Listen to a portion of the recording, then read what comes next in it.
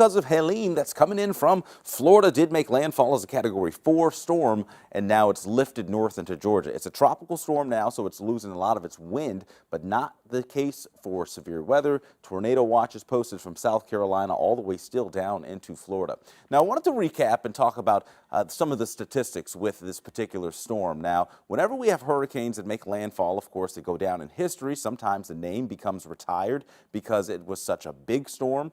And so here we have had several storms move over Florida, but this particular one moved in the Big Bend as a Category 4.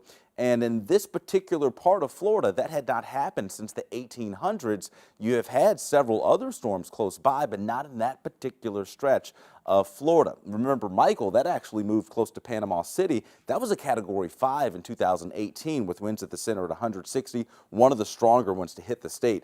Idalia, that made headlines. It was a Category 4 and then weakened to a Category 3 right before it made landfall, but still produced a lot of widespread damage in 2023. And then Ian, of course, remember that one down in Fort Myers. But again, you can see the location of all those kind of spread out here. That particular one, Helene, did move over a part of the state that was not used to seeing storms that strong. So